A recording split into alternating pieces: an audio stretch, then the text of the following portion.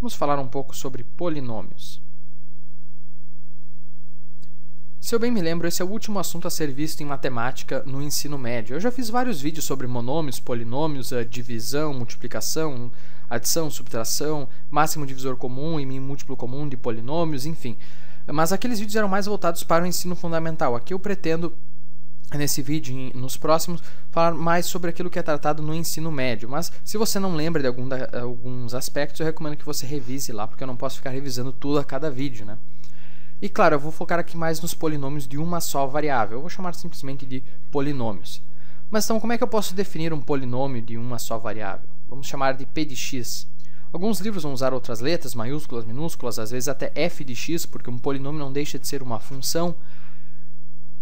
Mas nós podemos escrever assim, que é igual a n vezes x na n mais a n-1 vezes x na n-1 mais a n-2 vezes x na n-2 mais blá blá blá blá mais a1 vezes x na 1 mais a0.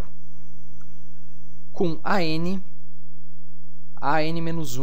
até o a0 pertencentes aos complexos e n pertencente ao conjunto dos números naturais. Então, o que eu quero dizer com isso? Um polinômio, na verdade, é quando tem o x sendo elevado a expoentes naturais e sendo multiplicado por coeficientes complexos. Lembrando que todo número real é complexo. Então, por exemplo, assim, p1 de x igual a ix ao cubo mais 2 menos 5i vezes x ao quadrado menos 5x mais 2i. Isso aqui é um polinômio. Eu tenho x sendo elevado a expoentes naturais e cada termo sendo multiplicado por um coeficiente complexo, e também tem o termo independente, né, que não depende de x. Ou você pode dizer que o termo independente é o que multiplica x na zero, né? Nós não precisamos escrever o x na zero. E também podemos ter, claro, polinômios que são só o termo independente, né? São polinômios constantes, por exemplo, p2 de x igual a 8. Né? E o que é o grau de um polinômio? O grau de um polinômio é o maior expoente de x. No caso, aqui em cima seria grau n, o p1 teria grau 3, o p2 teria grau 0, né? Porque o x não aparece. Ou você pode dizer que tem um x na zero escondido aqui. Se um polinômio for sempre nulo, por exemplo, né, p3 de x igual a 0, ele é sempre nulo por definição, e nós dizemos que ele não tem um grau definido. Né? Alguns livros vão dizer que tem grau menos 1 ou grau menos infinito, mas isso é mais por convenção mesmo. Vamos deixar como não tem um grau definido um polinômio que é sempre nulo. E, naturalmente, nós podemos colocar valores aqui no lugar do x, né, e calcular o valor numérico dos polinômios. Então, por exemplo, quero saber quanto que é p1 de 2. É só colocar o 2 no lugar do x. Né? Eu já vou pular algumas etapas. Então, eu fico com i vezes 2 ao cubo é 8, mais 2 menos 5i, 2 ao quadrado é 4, menos 5 vezes 2, que é 10, podemos já pôr o 10, mais 2i. Então, isso ficaria 8i, multiplicando o 4 aqui dentro, fica mais 8 menos 20i, menos 10 mais 2i. Isso é igual a 8i mais 2i é 10i, menos 20i fica menos 10i, e 8 menos 10 é menos 2. Então, o valor numérico do polinômio quando x vale 2 é o número complexo menos 2 menos 10i. Acho importante revisar também lá da divisão de polinômios. Por exemplo, se eu pego um polinômio p de x e divido ele por um outro polinômio d de x de grau menor, eu vou fazer lá a divisão, né? Revise se você não lembra, e eu vou obter um quociente e um resto. E eu vou poder escrever o polinômio p de x da seguinte forma.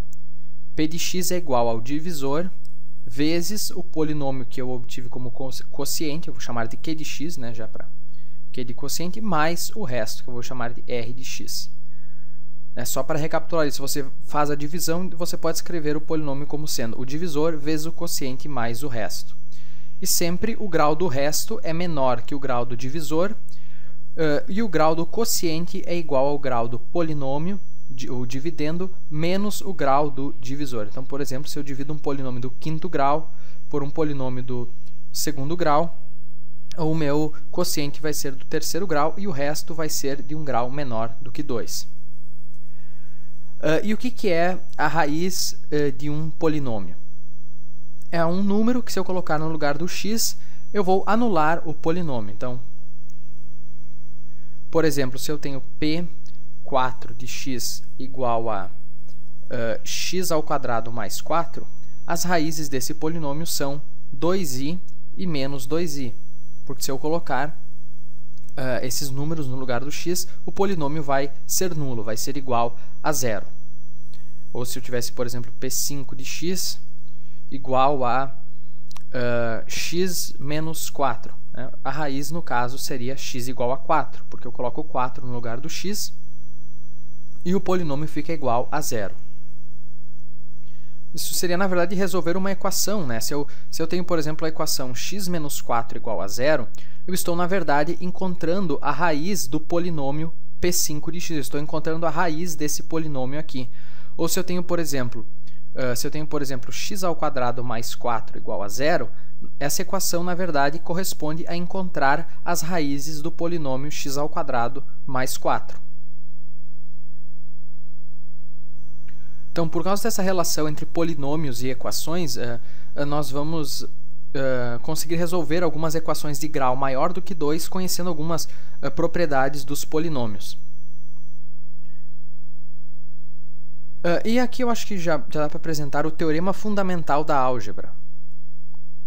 Teorema fundamental da álgebra, que diz o seguinte, que todo polinômio de grau maior do que zero, ou todo polinômio de grau positivo, tem pelo menos uma raiz complexa.